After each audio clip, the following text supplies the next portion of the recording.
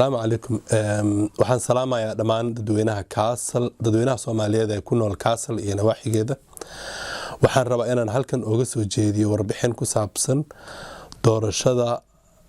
14 Maars 2021 ka dhacaysa magaalada Kassel doorashadaas oo isugu jirta laba dhinac doorashada golaha deegaanka iyo doorashada golaha ajaanibta oo isku mar dhici doonta labadaba way noqonayaan laakiin waxaan hadda ka warbixinaynaa mid koowaad oo ah golaha ajaanibta waxaan rabaa inaan warbixin kooban ka dhiibo muxuu yahay golaha ajaanibta ee magaalada Kassel waxaa la aasaasay 2018 waa golo siyaasadeed matala ajaanibta degan magaalada Kassel oo qolo walba leh hawsha ugu muhiimsan ee golahaasi uu qabtana waxay tahay in uu matalo oo matalaad siyaasadeed uu yahay ajaanibka magaalada Kassel degan isla markaasna uu kala taliyo golaha deegaanka ah iyo magistrate Kassel oo matala oo burgamaastarka magaalada Kassel arimaha iyo dhibaatooyinka dadka ajaanibta haysta iyo arimahooda oo dhan haday noqoto waxbarasho haday noqoto maxaa dhici jiray xuquuqdooda oo migrantnimo ama muhaajirnimo haday noqoto xuquuqdooda nololeed iyo shaqo iyo takoorka mararka qaarkood ay la kulmaan dadka ajaanibta arimahaas oo dhan ayuu wuxuu kala taliyaa golaha ajaanibta ah magistrate state Kassel iyo golaha deegaanka ah ama state parliamentiga marka sanadkan ayada ah doorashadu waxay dhacaysaa 14 September sidaas darteed anaga oo xisbi ah oo la yiraahdo xisbigeena Stockholm's list sanadkan waxaan uga qayb galaynaa ilaa 10 murashax waxaanan diyaar u nahay in aan sanadkan aan matalaada Soomaalida aan number 1 kor u soo qaadno number 2 in aan arimo fara badan oo maadaama Soomaalida magaalada hadda Kassel aad ugu soo badatay oo ku saabsan arimaha waxbarashada haday noqoto kindergartenada iyo iskuulada dugsiyada hoose dhexe hadii ay noqoto luqadda Soomaaliga hadii ay noqoto arimaha sharciyada iyo dadka dhibaatooyinka ay kala kulmaan maxaa dhici jiray Auslander bihordiga ama maxaa dhici jiray immigration office-ka arimahaas oo dhan in aan dadaal dheeraad ah ka geysano isla markaasna aan waxa dhici jiray intii karankeena aan ka qabano waxaa nooga diyaarsan qorshooyin fara badan insha Allah hadii la doorto oo aan ku soo baxno kamid noqoshada golaha siyaasadeed ee Auslander Barrestad Kassel anaga xisbiga anaga waxa la yiraahdaa Stockholm's list Kassel wuxuu kamid yahay ama uu ku jira booska lixaad warqada maxaa dhici jiray cod bixinta waxaan rajaynayaa insha Allah hadii la yiraahdo in aad kalsoonida aad siin doontaan oo codkiina aad siin doontaan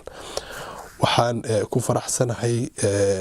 markii aan aasaasnay in 15kii bishan January markii ay fariisteen guddiga doorashada magaalada Kassel ama Val Commission Kassel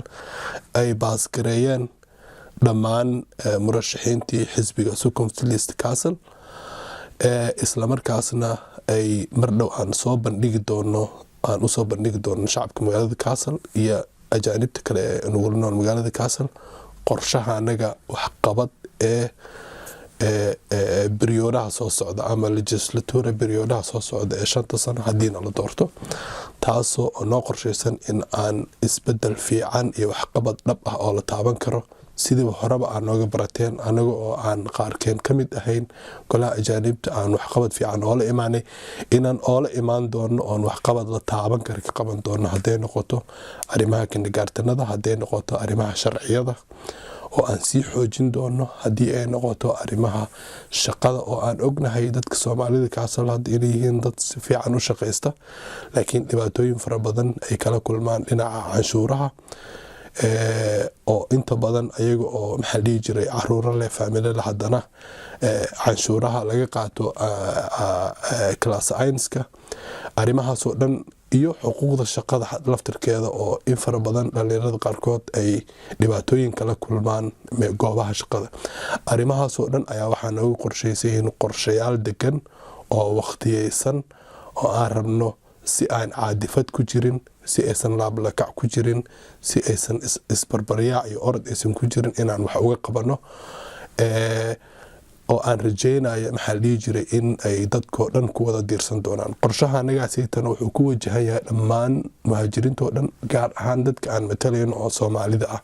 Kuma wajahna qabiil, kuma wajahna gruub gaara, sida horebana looga bartay in aan waxa aan qabanayn ay yihiin wax dadkoo dhan loo qabanayo.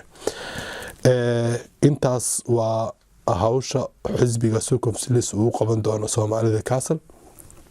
midda doorashada 14 September insha 14 Maars aan hilma hadal kuma jiro ayay doorashada dhacaysa, laakiin dadku waxay awoodaan in ay codeeyaan ka hor. Waxaan rajaynayaa wixii ka bilowdo isbuucan ilaa iyo dhamaadka February ilaa iyo bilowga February in ay iman doonaan waraaqada dadka lagu ogeysiinayo in ay codeeyaan, maadaama xilli adag oo epidemic ah lagu jiro oo COVID-19 dadkii uu aad u kala xiray, in ay sinful tahay ama ay macno sameynayso dadku inay boostada ku codeeyaan. Taas ayaa fududaan doonto.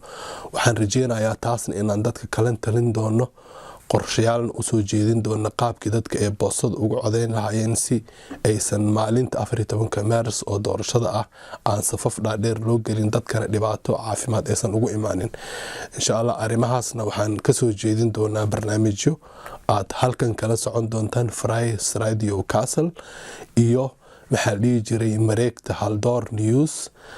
iyo dhammaan mareegaha kale ee wararka aad kala socotaan Castle iyo ereyadeeda oo dhan, in aad warbixin faahfaahsan kala socon doontaan. Intaas waxaan jecelahay inaan kusoo gabagabeeyo warbixintan hordhaca ah. Tafaasiisha iyo barnaamijyada kalena gadaalaan isaga imaan doona. Waa aniga oo wacays ah oo idin leh soo dhawaada, codkiinana ku amaaneeya SOCOMSLIS Castle. Anigana waxaan ballan qaadeynaa in aan waxqabad daacadnimo ah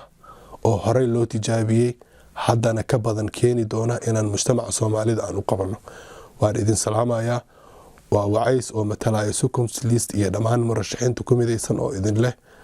السلام عليكم ورحمة الله وبركاته. codkiinu waa SOCOMSLIS Castle. waad ku mahadsantahay idaawashada muuqaalka iyo waqtigaaga qaaliga ah ee aad nasiisay. Si aad ula socoto muuqaalada iyo barnaamijyada Haldoor News, fadlan subscribe garee channelka, siina share garee si aad u gaarsiiso asxaabtaada. mahadsanid mar labaad.